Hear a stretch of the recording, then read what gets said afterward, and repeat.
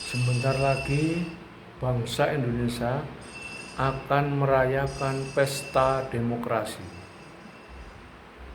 atau yang biasa kita sebut sebagai pemilihan umum, di mana bangsa Indonesia akan memilih presiden, akan memilih DPR RI, DPD, dan juga akan memilih DPR tingkat 1 dan juga DPR tingkat 2. Dan semuanya pada zaman sekarang ini, pemilihan umum atau perebutan kekuasaan itu dilakukan dengan cara-cara yang damai. Tidak lagi dilakukan dengan cara perang seperti zaman dahulu. Kalau zaman dahulu orang berebut kekuasaan, yang satu ingin berkuasa, yang lainnya juga ingin berkuasa, pada akhirnya perang. Siapa yang kuat? Siapa yang punya pasukan yang kuat? Siapa yang seorang petarung yang handal, dia akan bisa menjadi penguasa. Tapi pada zaman saat ini tidak seperti itu. Peralihan kekuasaan dilakukan dengan cara-cara yang damai, tidak lagi dilakukan dengan cara perang yang bisa menimbulkan banyak korban. Tapi sekarang ini dilakukan dengan cara damai dan seminimal mungkin jatuhnya korban. Jadi bagaimana ketika dalam pemilihan umum banyak korban, atau ketika pemilihan umum terjadi kecurangan kemudian banyak korban? Nah, ini yang tidak bisa ditolerir. Karena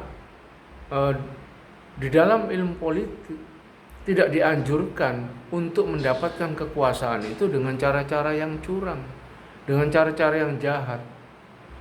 Mungkin seorang musisi, mungkin Iwan Fals, mengatakan bahwa apakah selamanya politik itu kejam? Politik tidak pernah kejam. Kalau ada yang kejam bagaimana? Kalau ada yang kejam itu namanya pencoleng. Kalau dalam ilmu politik itu diajarkan seorang mahasiswa politik atau seluruh mahasiswa ilmu sosial dan ilmu politik untuk berbuat jahat, tentu banyak sarjana-sarjana ilmu sosial dan ilmu politik bisa-bisa jadi pencoleng semuanya. Tapi tidak seperti itu. Mereka yang mengatakan bahwa politik itu kejam, atau apakah selamanya politik itu kejam, atau di dalam politik kalau enggak nyubit, kalau enggak intrik, kalau enggak saling sikut menyukut, itu enggak mantep, enggak asik, itu omong kosong. Sebaiknya kata-kata seperti itu dihilangkan. Kenapa? Karena orang bisa menjadi sangat takut nantinya bahwa politik itu seolah-olah kotor, seolah-olah kejam, sehingga orang baik-baik itu merasa jangan masuk politik, jangan ikut berkecimpung di politik, karena politik itu jahat, politik itu kotor. Mestinya kata-kata seperti ini harus dihilangkan. Jangan sampai membuat rakyat kita ini jadi takut, orang-orang baik untuk masuk politik jadi takut, sehingga image-nya jadi jelek. Saya sering menemui orang-orang seperti ini yang memberikan statement bahwa politik itu jahat, politik itu kejam. Tidak, yang kejam itu manusianya. Di dalam sisi kehidupan apapun, ya, saya jelaskan ini, di dalam sisi kehidupan manapun, baik itu di dalam ekonomi, di dalam bisnis, bahkan di dalam dunia entertainment pun, itu kadang-kadang dilakukan dengan cara curang untuk bisa menjadi tenar, atau kepingin kaya, bisnisnya supaya lancar, dilakukan secara jahat untuk menghilangkan saingannya. Apakah itu ada? Ada. Jadi nggak semua yang namanya politik itu kejam. Tapi semua sisi kehidupan ada sisi baik dan ada sisi buruk. Jadi bukan politik aja, semuanya. Tapi kalau secara intrinsik, secara nilai dari dalam semangat untuk membangun disiplin ilmu politik yang mengatur negara dan masyarakat, itu adalah tujuannya untuk tujuan baik, untuk bisa mensejahterakan rakyat, untuk bisa membuat kebaikan bersama.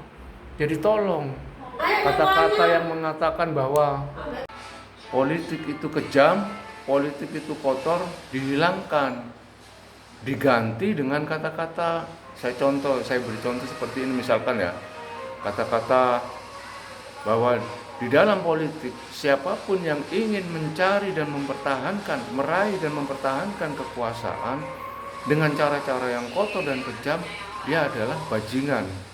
Jadi biar ada rasa malu, mon kocan ring medur, todus male todus, orang mencari kekuasaan dengan cara-cara kejam, cara-cara yang kotor untuk meraih dan mempertahankan kekuasaan. Itu.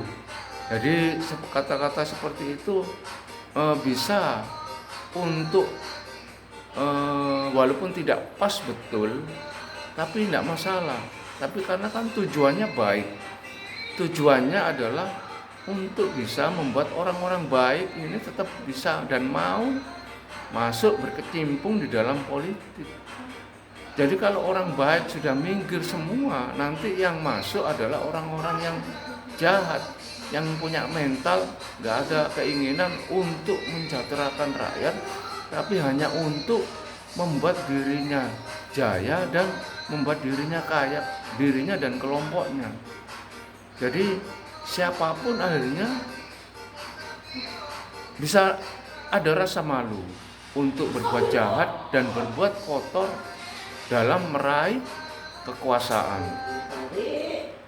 Untuk itu, kata-kata yang baik ini bisa kita gaungkan supaya bisa menghegemoni atau bisa tertanam di dalam pikiran masyarakat kita bahwa mencari dan mempertahankan kekuasaan itu hanya bisa dilakukan dengan cara-cara yang baik, bukan cara-cara yang kotor. Saudara-saudara, saya dulu juga penggemarnya dari lagu-lagu Iwan Fals mulai dulu, tapi itu lagu-lagu cinta. Tapi kalau dalam lirik lagu-lagu politik, memang mungkin Bang Iwan Fals ini bukan faknya dalam masalah politik, jadi kata-katanya ini kurang cocok bagi saya, karena bisa membuat rakyat ini, masyarakat ini terhegemoni walaupun hanya beberapa, walaupun hanya sebagian aja. Saya sendiri pernah ngomong sama masyarakat itu, begitu ngomong-ngomong politik, akhirnya terakhir sudah jangan bahas politik. Politik itu kotor, politik itu kejam. Akhirnya seperti itu dalam image masyarakat. Untuk itu kata-kata seperti itu perlu diganti aja lirik-liriknya. Itu kalau menurut saya. Karena nanti yang kasihan ini adalah para founding father negara kita ini, para pejuang kita ini yang berkorban, kemudian sampai mau berkorban jiwa dan raga untuk kemerdekaan Indonesia, yang pada akhirnya tujuannya adalah untuk membuat masyarakat Indonesia ini, rakyat Indonesia ini menjadi jauh lebih makmur. Tapi akhirnya bisa terhambat. Kenapa? Karena orang-orang yang baik ini minggir kalau dalam urusan politik, karena dianggap bahwa politik itu kotor. Apalagi kalau ada kata-kata bahwa itu adalah hura-hura para binatang. Wah, ini bisa membuat semakin menakutkan, semakin membuat najis kalau menurut mereka, orang-orang yang merasa dirinya ini merasa orang baik, jadinya takut. Untuk itu kritik saya ini digantilah kata-kata itu. Karena dalam teori politik sendiri, bahwa ketika masyarakat ini interest terhadap permasalahan politik, permasalahan pemerintahan, maka negara ini akan jauh lebih cepat maju. Begitu sebaliknya, begitu masyarakat ini sudah acuh tak acuh, maka kemajuannya sudah akan menjadi lambat. Dan ini sudah dibandingkan antara satu negara dengan negara yang lain dalam pemikiran Samuel Huntington. Jadi untuk itu saya berharap bahwa orang-orang yang baik tetap bisa mau masuk ke dalam masalah-masalah perilaku politik, termasuk juga aktivitas politik, termasuk juga masalah ilmu politik. Gitu saja saran saya. Terima kasih.